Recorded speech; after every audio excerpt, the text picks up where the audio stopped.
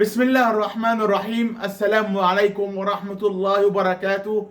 معاكم باسم الزمر، برنامج كرة مع باسم. عندنا النهاردة الحلقة سخنة النهاردة، مشتعلة جدا جدا جدا، ونقول الأخبار والحصريات عندنا إن شاء الله. الكرة مع باسم بإذن الله بإذن الله بإذن الله بإذن الله من غير شر إن شاء الله. عندنا أول حاجة الكلاسيكو اللي انتهى منذ يوم الأحد، خلص 4-3 للبرشلونة. بعد كده عندنا تحليل ماتشات الأهلي والزمالك، الأهلي وسيراميكا والزمالك وبيراميدز. ثم عندنا الأخبار المدرب الأهلي الجديد والمدرب ريال مدريد واللي حصل في ريال مدريد بعد نهاية الكلاسيكو. وهنشوف وهنتابع وهنعرف كل الأخبار وكل الحصريات. عندنا دلوقتي الكرة مع باسم الزمر إن شاء الله تعالى. اول حاجه نبدا بيها ماتش الكلاسيكو، برشلونه امام ريال مدريد اللي انتهى منذ يوم الاحد اللي فات الساعه 5:15. كانت مباراه سخنه، مباراه مشتعله، خلصت 4-3 للبرشلونه. وبالمناسبه برشلونه خلاص حسم الليجا، خد الليجا خلاص. مبروك لبرشلونه وجماهيره العاشقه.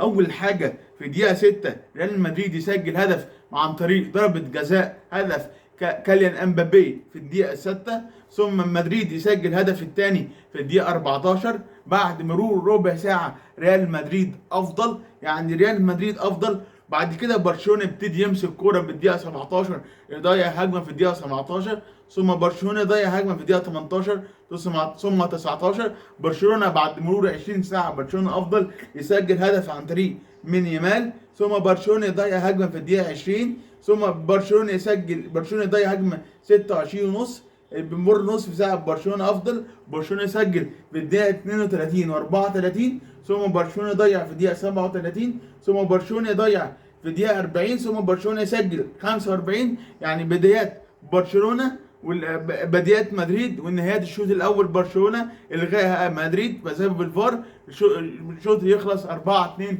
الشوط الاول يخلص برشلونه 4-2 لبرشلونه. يعني كده برشلونه هي اللي كان مستحوذ من اول دقيقه 20، وبيبتدي من اول نص الملعب برشلونه مستحوذه على الملعب. ريال مدريد بدا الشوط الاول متوازن عن طريق كايرو انشيلوتي، جاب جونين في اول ربع ساعه. بعد كده برشلونه قلب الدنيا خلال الشوط الاول، وخلص الماتش، حول الماتش للمرتداده وعمل نتيجه 4-2 لبرشلونه. بعد كده الشوط الثاني برشلونه يستحوذ بقى تماما على الشوط الثاني 49، يضيع هجمه 49.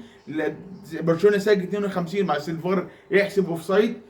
بارسا يضيع دقيقه 54، مدريد يضيع هجمه 56. مدريد افضل بعد ربع ساعه، بعد نص ساعه مباراه متوازنه. مدريد يسجل في الدقيقه 70، بارسا يضيع هجمه 74، مدريد يضيع هجمه 75، بارسا يضيع 80، مدريد يضيع هجمه 86. بارسا ضربه جزاء غير صحيح، البارسا 82، بارسا يضيع هجمه 89. ريال مدريد يسجل 95 بس الفار 3-4 يخلص الماتش 4-3. كده كلنا عارفين مدريد حسم. برشلونه حسم الدوري خلاص، لسه فاضل الجوله بس. كده برشلونه خد الدوري. مبروك لبرشلونه والجماهير العاشقه. مبروك مبروك مبروك مبروك مبروك لبرشلونه. والله بعد كده نشوف بقى ايه اللي حصل في ريال مدريد خلال الفتره اللي فاتت. خلاص يعني كايلو انشيلوتي خلاص يودع ريال مدريد. اخر ماتش ليه خلاص يودع ريال مدريد. والمناسبه كايلو انشيلوتي خلاص راح المنتخب البرازيل، يدرب المنتخب البرازيل السنه الجايه كاس العالم 26 في امريكا وكندا والمكسيك. انشيلوتي راح يمسك منتخب البرازيل، منتخب السامبا. وكمان ريال مدريد خلاص يتعاقد مع شابي الونسو. خلاص ريال مدريد يتعاقد مع تشافي الونسو، سيقود ريال مدريد في كاس العالم للانديه. والصحيفه الماركا يعني خلاص كده، صحيفه ماركا كاتبه تشافي الونسو مدير فني ريال مدريد لمده 3 سنوات لحد موسم 28. هيبتدي يمسك ريال مدريد الموسم الجديد، اول ماتش ليه قدام الهلال السعودي في كاس عالم الانديه ان شاء الله تعالى باذن الله. يلا بينا بقى، تعالى نروح على ماتش الاهلي وسيراميكا اللي انتهى منذ قليل 1-0 للاهلي باذن الله. بعد كده عندنا اخبار تخص النادي الاهلي بعد الماتش ان شاء الله تعالى.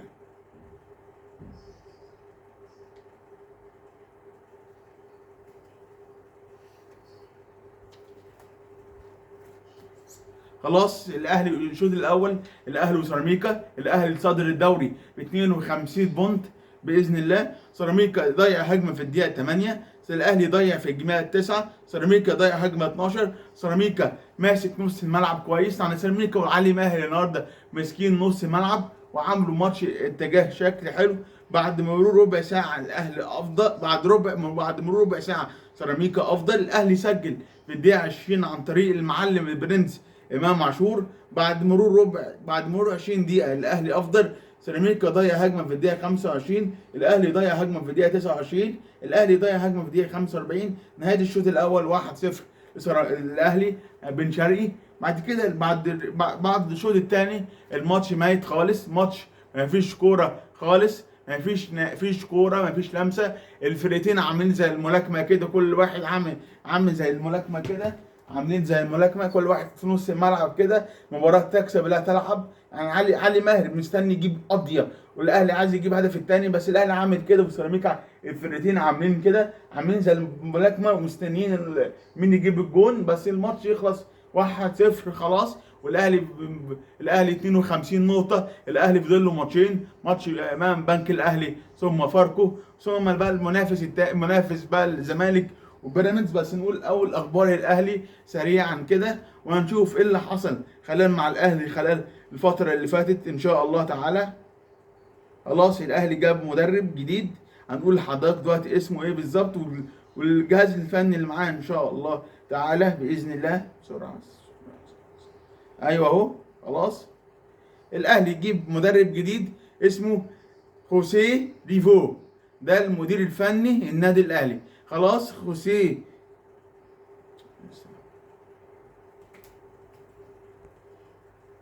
مدرب حراس المرمى خوسيه ريفيو. المدرب العام كابتن عماد النحاس. مدرب مساعد سيرجيو مانادار، سيرجيو المدرب مساعد. المدرب تاني كارلوس باز. مدرب حراس المرمى ماركوس اباد. ومدير رياضي محمد يوسف. ومدير الكوره نائب مدير رياضي محمد شوقي. ورئيس الجهاز الطبي احمد جاب الله. ورحيل ميشيل يكون مدرب حراس المرمى. يعني كده خلاص الاهلي بيودع ميشيل يكون حارس المرمى. معلش الاهلي ميشيل يكون ده احسن مدرب حراس مرمى جه في تاريخ النادي الاهلي، جه مع فاير مع بيتسو موسيماني مع كولر، مدرب مع كل الحراس المرمى. بس كده خلاص كده الاهلي يعني جاب مدرب حراس مرمى اسمه ماركوس اباد. ان شاء الله تعالى بالتوفيق للنادي الاهلي وبالتوفيق للاهلي ان شاء الله في كاس عالم الانديه. خلاص الاهلي الموسم من اول 1/6 نستعد الدوري. اخر ماتشين البنك الاهلي يوم 17 مايو وبعد كده فاركو يوم 28 مايو. بعد كده الاهلي يختم مشواره الموسم ده، وبعد كده نستعد بقى لكاس عالم انديه من اول 1/6 واول ماتش مع انتر ميامي بعد العيد الاضحى المبارك ان شاء الله. يعني احنا ناكل اللحمه والفته ونتبسط وبعد كده نستنى ماتش الاهلي وميامي ان شاء الله باذن الله يوم 14/6 الساعه 3 الفجر باذن الله. وكان لنا عمر واجل ونصيب ان شاء الله تعالى. ونخش بقى على المباراه الثانيه، مباراه الزمالك وبيراميدز انتهت منذ قليل 1-0 بيراميدز. ونقول التحليل والبيراميدز كده برضو بيراميدز بقى عنده كده 49 نقطة، قصدي عنده 50 نقطة فرق بينه من نقطتين الاهلي. بيراميدز عنده الماتشين الجايين، ماتش ضد بتروجيت وماتش ضد سيراميكا كليوباترا. نقول الزمالك وبيراميدز دلوقتي حالا انتهى منذ قليل.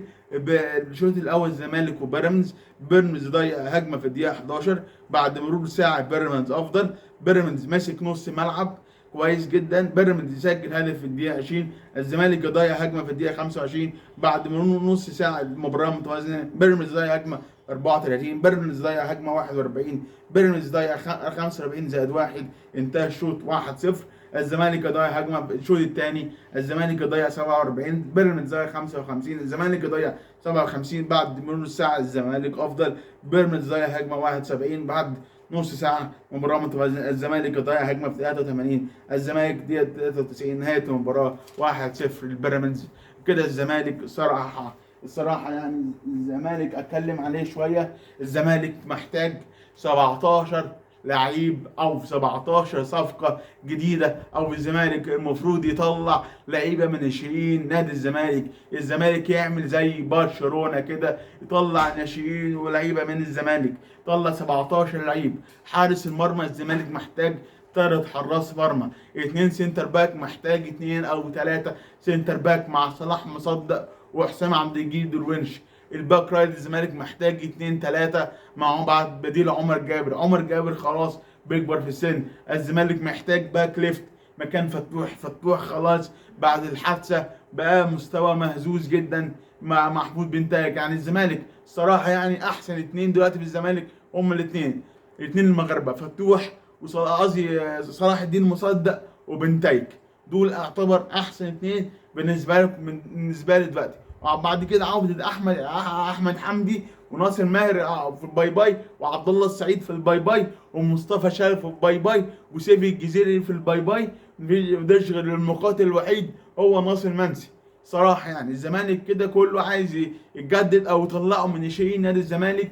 واخد بالك وبلا وفروا فلوسكم. الزمالك محتاج فرقه تطلع من ناشئين زي موسم 2008 2009 لما طلع حازم امام وطلع عبد الشافي وطلع لعيبه كتير من الناشئين. الزمالك محتاج ناشئين. اما النهارده جون كره عواد، لا حول ولا قوه الا بالله العلي العظيم.